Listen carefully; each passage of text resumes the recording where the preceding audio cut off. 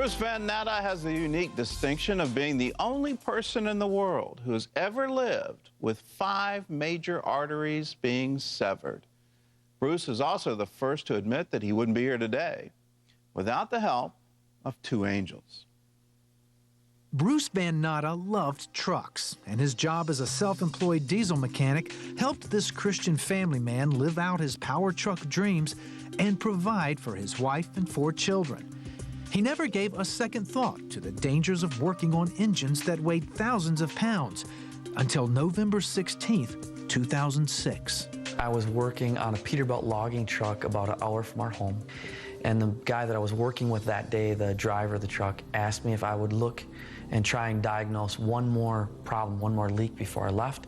So if you can picture one of these great big Peterbilt trucks, here's the front bumper, and I slipped underneath that great big chrome bumper feet first, and he had the front axle jacked up in the air and the passenger side wheel removed. The axle is going right across my chest at this point, maybe an inch or 2 above my chest. Then just as Bruce slipped under the truck, the 20-ton capacity jack holding up the truck shot out from its position. And this 10,000, 12,000 pounds of weight that is on these 2 front wheels on this axle came down across my midsection, basically like a blunt guillotine, and just crushed me in half. Blood had splattered the inside of my throat, the back of my throat when it fell. And I could see that there was less than an inch of airspace between the bottom of the axle and the cement. So I knew that I was thinner than my body was thinner than an inch. The man jacked the truck up off of me. I begged him to get me out from underneath the truck. He didn't want to because he could tell that I had to have a broken back, and I did. My vertebrae in my back were cracked the width of the axle. It was the most incredible pain you can think of. I've never felt any kind of pain like that. The very next thing it is, I just called out, "Lord, help me." I called it out twice, "Lord, help me." Instantly, all of the pain left Bruce's body.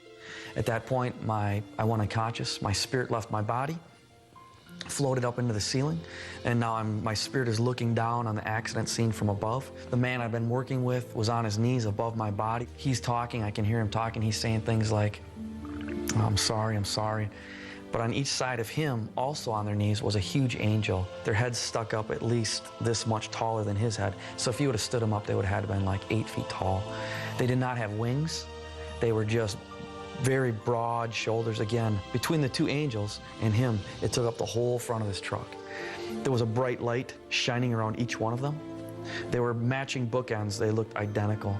They just had their arms underneath the truck, not holding the truck up, but had their arms angled in towards my body. There was no pain. In fact, just peace. And I can't even describe, words can't describe the peace that I felt in the ceiling. Bruce knew he had a serious choice to make. I was definitely on the verge of life and death. There were 2 voices, thoughts in my head. One was, shut your eyes, give up and die, and you're just gonna go to heaven anyway. It was very loud. There was another voice in my head, thought, much quieter, more of a whisper, and that one said, if you want to live, you're gonna have to fight, and it's gonna be a hard fight. And next thing I knew, my spirit went back down into my body like that, just like a shot. Bruce was conscious as he was flown on a life flight to the hospital. Doctors there doubted he would even survive the next few hours. His ribs were broken, his pancreas and spleen crushed, and several major arteries had been severed. I had 5 places that major arteries were completely severed. I found out from doctors that there was a medical study done in 2001. According to that study by the University of Southern California, they've used my case and compared it against that study, and according to that, they can't find anyone else in the world that's ever lived with 5 major arteries being severed. So I should have bled to death in just a few minutes. So my thought is the angels were there to somehow hold me together. Bruce stayed in the hospital for over 2 months and survived 5 major surgeries. Yet he had overwhelming obstacles to overcome. Almost 75% of his small intestines were crushed in the accident and had to be removed. Adult has 18 to 20 some feet of small intestine, they say, roughly. Somebody came in and told us they didn't expect me to live much more than a year. I'm gonna starve to death. I was losing weight very rapidly. They're feeding me intravenously. Bruce's once 180-pound frame dropped to 126 pounds. But Bruce's family was praying and his community rallied around him. Then Bruce received an unexpected visitor in his hospital room one day. The Lord woke up a man in New York 2 days in a row. someone that I met one time on vacation. And he came and prayed for me in the hospital, put his palm on my forehead, and when he prayed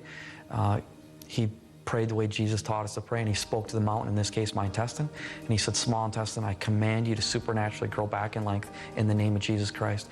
And when he did, it felt like 220 volts came out of his palm into my forehead, right into my body, and I could feel my intestines moving around and going up and down. After a long 9 months of surgeries and hospital stays, Bruce was eventually able to feed himself, and he gained weight, all the way up to 170 pounds. When he returned for testing, radiology reports and doctors confirmed that he had almost 9 feet of small intestine. His intestines had doubled in length. When they test me, they say that the intestines that the Lord gave me back work twice as good as normal, even though I don't have my full amount. He gave me several feet back. Even though it's half as much, they absorb the vitamins, the minerals, the nutrients that I eat into my body normally. Over and over, the Lord kept confounding the doctors from the point of them saying that I shouldn't have lived, I should have bled to death, to my intestines miraculously coming back. Over and over, God was showing when miracles are happening. My pancreas rejuvenated by itself, my spleen rejuvenated by itself, miracle after miracle after miracle. God just kept showing up and showing himself very real and strong, that he is the miracle worker. Today, through their organization, Sweetbread Ministries, Bruce and his family travel together to talk about supernatural healing. Bruce has also written a book called Saved by Angels. Miracle after miracle after miracle. It's exciting to just see what God is doing in people's lives today, and that he is alive and well, and he wants to reach people at their point of need.